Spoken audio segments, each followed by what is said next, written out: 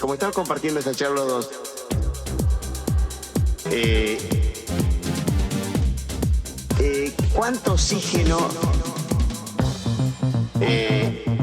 equivale a evitar justamente, indudablemente, la montaña cuando ve que no hay ningún árbol? ¿Qué pasa? ¿Cuánto equivale le quita oxígeno? Hola gente, ¿cómo andan? Bienvenidos al cuarto episodio de Oxígeno, un programa que respira cine. Tenemos un montón de cosas para contarles, así que vamos a arrancar con las noticias de la semana. El fin de semana de Halloween registró una caída del 3% en la concurrencia a los cines argentinos, pero peor fue en los Estados Unidos, donde se trató del peor fin de semana en lo que va del año. Se registró además una caída del 25% respecto del año 2024 y se trató de los peores números en 50 años para el mes de octubre. Si bien estos números resultan alarmantes, tienen una respuesta en la caída de la producción posterior a las huelgas del año pasado, a la fatiga de las franquicias, de las sagas de películas y a la competencia generada por el streaming. Habrá que ver si la tercera entrega de Avatar, que se estrena en el mes de diciembre, puede hacer algo para salvar los números de Hollywood, que está teniendo un año bastante complicado.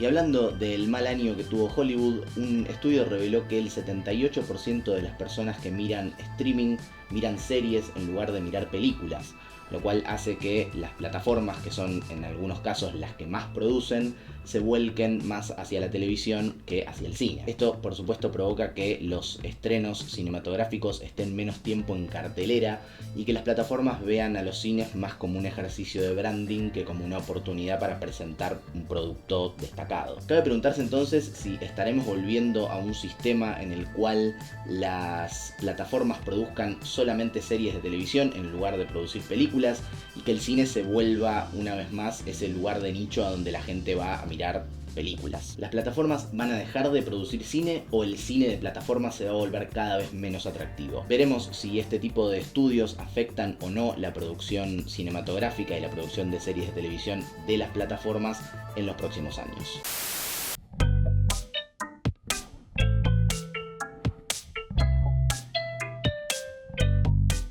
Hoy se cumplen 36 años de la caída del muro de Berlín, y si bien esas imágenes nunca van a dejar de ser impactantes, hay una película que logró algo más increíble aún: reírse de la política mientras el muro comenzaba a levantarse. En 1961, durante la cresta de su popularidad, Billy Wilder estrenó 1, 2, 3 cuando Berlín era una olla a presión. Empezó a filmar en la ciudad y de golpe apareció el muro. Tanto así que tuvieron que reconstruir la puerta de Brandenburgo en un estudio para poder terminar la película. Ese dato, más que anécdota, define el espíritu del film. Una comedia vertiginosa en medio de un lugar donde, literalmente, acababan de trazar una línea en el cemento. En lugar de correr detrás del drama solemne de la Guerra Fría, Wilder, fiel a su estilo, eligió destruirlo con una farsa feroz que funcionó como espejo incómodo. Era demasiado pronto para reírse, pero imposible no hacerlo. En 1, 2, 3 nadie sale ileso del remate. El capitalismo queda en ridículo y el comunismo también, por lo que el impacto político del estreno fue áspero. En Estados Unidos no arrasó y en Alemania cayó pesada. La actualidad había vuelto siniestras algunas situaciones que, en el guión, se tomaban para la joda. Décadas después, con la distancia que trae la historia, la película volvió a las salas alemanas y se convirtió en un redescubrimiento masivo en Berlín Occidental. Pasó un año en cartel y tuvo un gran reestreno al aire libre. El tiempo, en definitiva, fue su mejor distribuidor. El ritmo de la película es implacable. James Cagney devora páginas y páginas de diálogo sin tropezar y apenas tenemos tiempo de reaccionar a un remate si no queremos perdernos el que le sigue. Esa decisión es estética y política. Impedir que el espectador se relaje en la risa cómoda o en la indignación programática permite mantener la cabeza mucho más abierta. Billy Wilder fue uno de los directores más versátiles de la historia de Hollywood. Gracias a esa capacidad pudo reconocer el potencial que sus últimas comedias tenían en un terreno más político. Después de The Apartment y Some Like It Hot, Wilder sabía que una risa bien colocada podía cortar muy fino. Tomando como punto de partida una vieja obra de su compatriota Ferenc Molnar, construyó una comedia de enredos desenfrenada que no abandonaba su estilo, sino que lo elevaba tejiendo una crítica mordaz y calculada a la política de la época. Entre los años 50 y 60, las marcas eran intocables dentro del cine comercial de Hollywood. Las productoras dependían del financiamiento y de la distribución internacional, y criticar directamente a un emblema del capitalismo como Coca-Cola era casi impensable. Wilder utilizó la marca no solo como ambientación, sino como símbolo de poder económico y cultural, el equivalente capitalista al martillo y la hoz soviéticas. En plena Guerra Fría, ese gesto era una sátira doble. Se burlaba tanto del comunismo como del consumo occidental que pretendía vender libertad embotellada. El poder tiene una manera particular de defenderse. Habla rápido, cambia palabras, maquilla la realidad, inventa eufemismos para suavizar la violencia o la hipocresía. Es capaz de transformar explotación en progreso, espionaje en seguridad o marketing en libertad de elección.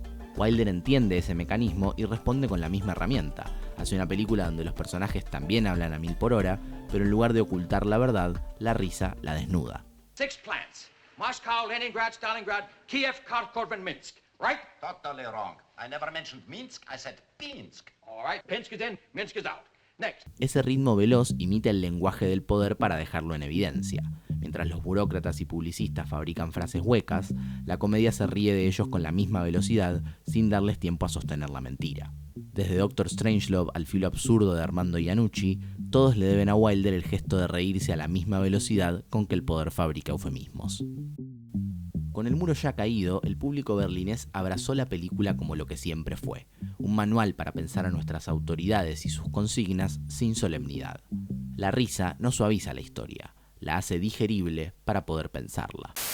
Un día como hoy, pero de 1917, se estrenó en nuestro país, más precisamente en la ciudad de Buenos Aires, el largometraje animado El Apóstol. La película fue dirigida por Quirino Cristiani y producida por Federico Valle, y es considerada el primer largometraje animado de la historia del cine. Se realizó con más de 58.000 dibujos sobre recortes de cartón. Duraba aproximadamente 1 hora y fue producida con un presupuesto cercano a los 20.000 pesos de 1917, una cifra modesta incluso para la época. El trabajo se llevó a cabo en los estudios Valle, con un equipo reducido, en blanco y negro, por supuesto, y sin sonido, por supuesto. Se trataba de una sátira política centrada en el entonces presidente Hipólito Yrigoyen, quien, en la historia, subía al cielo para pedir a los dioses que purificaran Buenos Aires de la corrupción y el desorden. Los dioses le daban el poder de lanzar rayos sobre la ciudad y el presidente terminaba destruyéndola. Era una comedia política sobre los límites del poder y las ilusiones de la moral pública. Antes del Apóstol, Cristiani y Valle ya habían trabajado juntos en los noticieros Actualidades Valle, una serie de cortos informativos que se proyectaban en los cines junto con las noticias de la semana. Ahí Cristiani comenzó a experimentar con animaciones breves para comentar sucesos políticos. De hecho, el año anterior había realizado un cortometraje titulado La intervención a la provincia de Buenos Aires, donde criticaba la decisión del gobierno nacional de intervenir la provincia. Ese fue el trabajo que llamó la atención de Valle e hizo que le encargara el proyecto del Apóstol. El estreno tuvo lugar el 9 de noviembre de 1917 en el Cine Select Lavalle de Buenos Aires. La recepción fue muy buena. La prensa destacó la originalidad del proyecto, su precisión técnica y el hecho de que se tratara de una producción 100% nacional. La película fue un éxito y estuvo en cartel alrededor de 6 meses hasta que la municipalidad prohibió su exhibición por satirizar la situación política del momento, y la película nunca se estrenó por fuera de Buenos Aires. Según los registros, Cristiani cobró cerca de 1.000 pesos y recibió un crédito mínimo en pantalla. Aún así, su trabajo abrió el camino para la animación argentina y por supuesto mundial. Cristiani continuó en el medio y más tarde realizó Peludópolis en 1931, que fue la primera película animada sonora de la historia del cine. Lamentablemente no se conservan copias de ninguna de estas películas, porque en 1926 un incendio en los estudios Valle destruyó todos los negativos y materiales originales. Por ese motivo, El Apóstol es hoy una película perdida, conocida únicamente a través de sus reseñas y testimonios de la época. Más de un siglo después, El Apóstol sigue siendo recordada como una de las mayores innovaciones en la historia del cine. Una obra pionera, reconocida internacionalmente, que demuestra que la animación moderna tuvo su origen en Buenos Aires, un día como hoy, hace 108 años.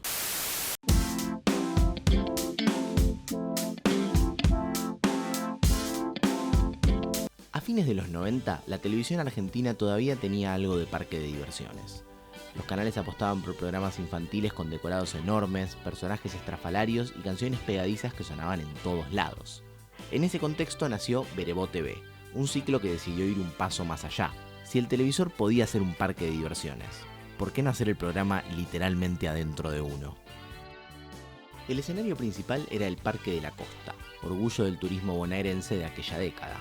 Un lugar que, recién inaugurado, era sinónimo de modernidad, de familia, de fin de semana y de montaña rusa. Berebo tomó ese espíritu aventurero y lo convirtió en un programa de televisión al aire libre. Este no es un detalle menor, ya que los programas infantiles más exitosos de la época, como Caramelito y Voz, El Club de Disney o Top Kids, se filmaban casi completamente adentro de un estudio, lo que le daba a Berebo una frescura sin precedentes.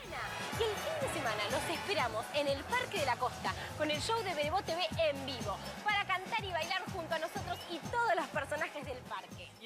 La estética de Berebo era arriesgada y vibrante, una explosión de colores saturados y energía contagiosa que tomaba prestado el pulso frenético de Nickelodeon, canal que por entonces se había adueñado del corazón de los más chicos a fuerza de programas que no solo respetaban su inteligencia, sino que la desafiaban. El universo de Berebo era rico y diverso. Además de la conducción de Trinidad Alcorta y Carlos Silveira, el programa contaba con dos mobileros llamados Dorita y Adolfito que acompañaban a los chicos en los juegos del parque. ¿Y de qué cuadro sos? Independiente de San Lorenzo y de Boca. Bueno. A ellos se sumaban un sinfín de personajes de fantasía como Cara de Barro, Braulio, Oso o la Rana Coti. La propuesta era ambiciosa. Se grababa en coproducción con ATC, que en esos años todavía funcionaba como un canal público de gran llegada. Cada emisión duraba casi una hora, combinando juegos, pequeñas ficciones y bloques didácticos. En una época sin YouTube ni streaming, la idea de ver chicos reales jugando en un parque real era casi una fantasía participativa. El público respondía. Durante 1998 y 1999, el programa se convirtió en uno de los más vistos dentro de su franja. Las familias lo elegían porque era luminoso, optimista y porque resumía un tipo de infancia analógica que la televisión estaba empezando a perder. Pero el cambio de milenio y la profunda crisis en que se sumía nuestro país fueron demasiado para Berebo. El Parque de la Costa dejó de ser novedad, ATC entró en crisis y los formatos empezaron a achicarse. La televisión infantil migró hacia el cable, los dibujos importados y las licencias de juguetes. En este nuevo mapa, Berebo parecía una postal de otra época, costosa, ingenua y demasiado grande para una pantalla que necesitaba achicar presupuestos para sobrevivir. Con el diario del lunes, pareciera que la suerte del programa estaba echada desde sus inicios. Es inevitable preguntarse qué hubiera sido de aquel espectáculo tan ambicioso si la crisis nunca llegaba. Hoy, revisando los fragmentos que circulan por internet, parece imposible pensar que un programa tan vivo haya desaparecido sin hacer ni un poquito de ruido. Tal vez hoy en día a los más chicos les haga falta algo así, un programa que desafíe su inteligencia y los divierta como un parque de diversiones.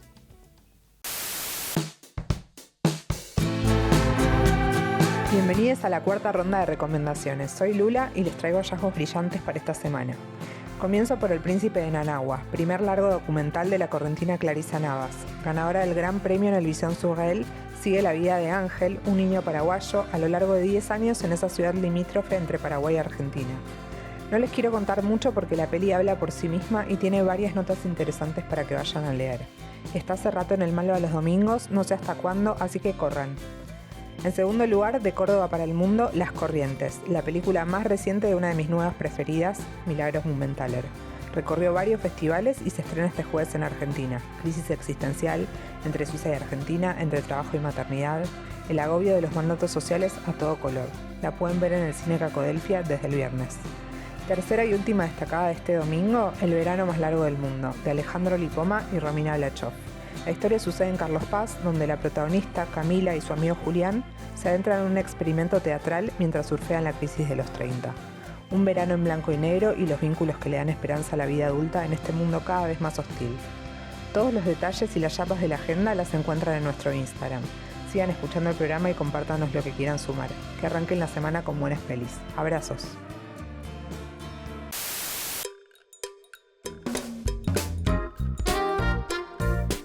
El monólogo cinematográfico siempre fue la herramienta favorita del guionista para dar lugar a la voz interior del personaje. Sin embargo, no todos los monólogos son iguales. De hecho, ni siquiera todos los monólogos suenan iguales. En el cine norteamericano, el monólogo es un acto público. Tiene forma de performance, de discurso que reclama reacción. Hereda la tradición del estrado, del político que se levanta a hablar y debe ganar la sala. Cuando Howard Beale grita en Network, I'm as mad as hell and I'm not gonna take this anymore, no se confiesa, está arengando a la multitud. Busca el aplauso, el eco. En Hombres de Honor, el coronel Jessup convierte a la verdad en un golpe teatral. You can't handle the truth. En Petróleo Sangriento, Daniel Plainview transforma la codicia en símbolo, en fábula. I drink your milkshake. Incluso en los géneros más poéticos, el monólogo norteamericano conserva esa vocación retórica. Roy Batty, en Blade Runner, no habla para sí mismo, ofrece un epitafio universal. All those moments will be lost in time, like tears in rain. Es una pieza tallada para permanecer, no un pensamiento fugaz.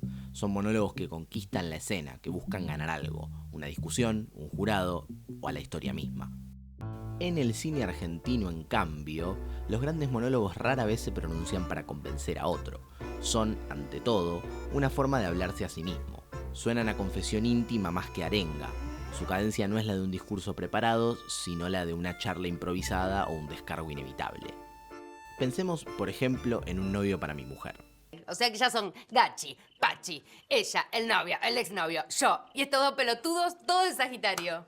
Este monólogo, que ya forma parte del inconsciente colectivo de nuestra sociedad, tiene algo que va más allá del humor. Empieza como un descargo, pero enseguida se transforma en algo más íntimo, una manera de ordenar su propio descontento. Se nota que no intenta impresionar a nadie, está hablando para sí misma como si buscara entender por qué la gente es tan pelotuda. No hay discurso armado ni intención de dar lástima, hay bronca y resignación. Entre ironías, el personaje termina mostrando algo que cualquiera podría reconocer, la necesidad de decir en voz alta lo que uno no se anima a pensar. Es un monólogo de autodescubrimiento, no busca establecer verdades ni presagiar destinos. Esa mezcla de humor, derrota y sabiduría popular es el ADN del monólogo argentino. La diferencia entre ambas tradiciones no es de calidad, sino de mirada. En Argentina, el monólogo profundiza hacia adentro. En Estados Unidos, el monólogo se eleva. Es el individuo afirmándose ante los demás. I did not kill Joffrey, but I wish that I had. Allá domina el carisma y la confrontación. Acá el humor seco y la melancolía. Allá el discurso ordena el mundo. Acá lo desordena un poco más, pero lo hace más humano. Cuando tu muerte nos separe, me voy a quedar con todo. Por eso, mientras el monólogo norteamericano resuelve, convence, condena y redime, el argentino revela, se contradice y se reconoce. El primero se construye con la precisión de un alegato judicial, el segundo con los titubeos de alguien que piensa en voz alta. Otro monólogo que pinta la idiosincrasia nacional como pocos es el de Marcos en Nueve Reinas. ¿Te gustan los tipos a vos? ¿Quiero decir coger tipo? Más que un hábil estafador, Marcos es un personaje que entiende muy bien cómo funciona la gente. Bueno, no un tipo si te ofreciera $10.000. 10.000, buena guita. Ese monólogo, medio improvisado, medio filosófico, condensa toda una ética argentina del desencanto. No hay épica ni redención. Lo que parece otra queja es, en el fondo, el retrato de un país que todavía cree en la astucia, en la pequeña revancha del ingenio. Esa es la clave. Mientras el cine norteamericano transforma el monólogo en una escultura perfectamente tallada, el argentino lo deja ser barro. No busca la cita sino la identificación. La voz no viene de un estrado, sino del sillón del living o del baño de un hotel. En esa precariedad reside su poder, porque si allá el monólogo intenta conquistar la verdad, acá apenas trata de sobrevivirla. Y en ese intento, en ese titubeo que suena a vida real, el cine argentino encuentra su forma más profunda de decir. Y así se va el cuarto episodio de Oxígeno. Muchas gracias por habernos acompañado. Déjennos un like, un comentario, suscríbanse al canal si les gusta lo que estamos haciendo y pásenle el video a alguien que crean que le puede llegar a gustar. Nos vemos la semana que viene. Como están compartiendo esta charla los dos,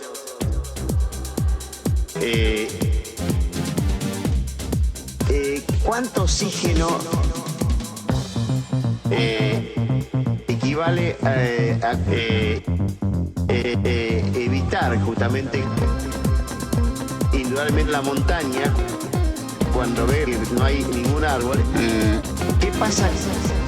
¿Cuánto equivale que le quita oxígeno?